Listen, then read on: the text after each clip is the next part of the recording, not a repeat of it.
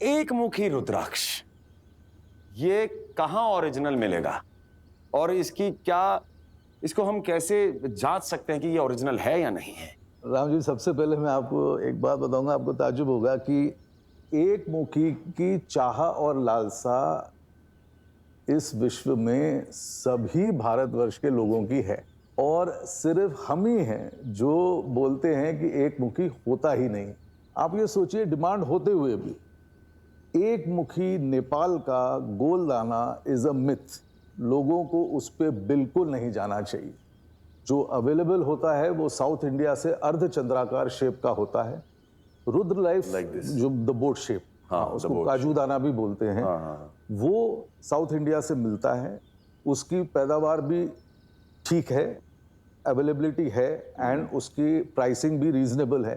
उसके हमने अच्छे रिजल्ट्स भी देखे हैं एट रुद्र लाइफ। मैं सभी लोगों को बोलता हूं, अगर एक मुखी पे जाना है तो उसी पे जाएं।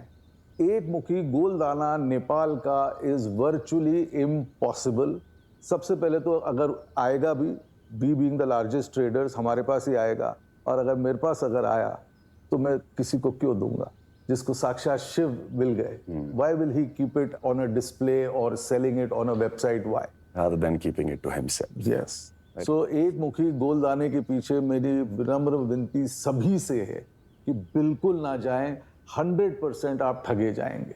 बिल्कुल ना जाएं। इसकी खरीद फरोख्त हो ही नहीं सकती। मैं ये नहीं कह रहा कि एक मुखी हो ही नहीं सकता, शास्त्रों में उल्लेख है तो कहीं ना कहीं होगा, परंतु ये नॉर्मल ऑनलाइन या ऑफलाइन शॉप्स पे या शोरूम्स पे कभी नहीं बेचा जा सकता। This is 100% truth. एक हमारे दर्शक का सवाल है, वो जानना चाहते हैं कि क्या सिर्फ नेपाल के रुद्राक्षी ओरिजिनल होते हैं? यस, एक चीज तो है कि एलियोकार्पस गनित्रस जो बोटानिकल नेम है रुद्राक्ष के पेड़ का, इसकी करीब 350 प्रजातियां होती हैं। तो उसमें जो सबसे ऑथेंटिक जिसको रुद्राक्ष बोला गया है वो नेपाल में ही पाया जाता है, एलियोकार्पस गनित्रस रॉक्स करके। तो वो नेपाल के Arun valley area, Terai regions में, फुटहिल्स ऑफ द हिमालयाज में होता है। तो yes, the best original rudrakshas are from Nepal. But जैसे कि आप अगर नागपुर जाएं तो वहां पे आपको संतरे नहीं मिलेंगे, वो नागपुर के वो जो फेमस संतरे। रत्नागिरी में भी वो हापुस नहीं मिलेंगे जो आपको बॉम्बे में या दुबई में मिलेंगे। वैसे ही जो अच्छी क्वालिटी के नेपाल के रुद्राक्ष हैं वो काठमांडू तक नहीं आते, वो पहाड़ों से ही वो चले जाते हैं, एक्सपोर्ट हो जाते हैं और जो भी बड़े बड़े सप्लायर्स हैं उनके पास आ जाते हैं। इवन कई बहुत बड़ी बड़ी वेबसाइट्स हैं, उसमें भी रुद्राक्ष ऐसे प्राइसेस पे बेचे जा रहे हैं जो सारे लकड़ियों पे या बेर के दानों पे काट के वो उनको बेच देते हैं।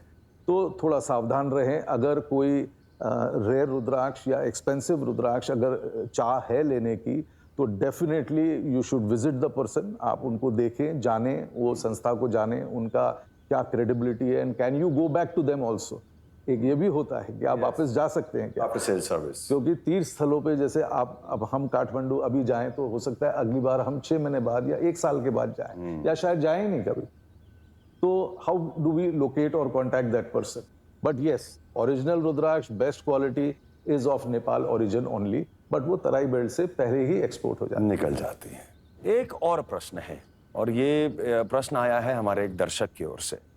उन्होंने पूछा है, अब उनके पिता इस दुनिया में नहीं रहे हैं, तो उनका जो रुद्राक्ष उन्होंने धारण किया हुआ था वो उन्होंने अपने पास संभाल के रखा है।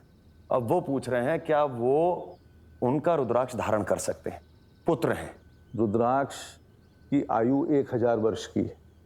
ये परंपरा में बहुत गर्व से लोग बोलते हैं कि मेरे दादाजी पहना करते थे, उनके बाद मेरे पिताजी ने पहना और अब मैं उसको धारण करता हूँ।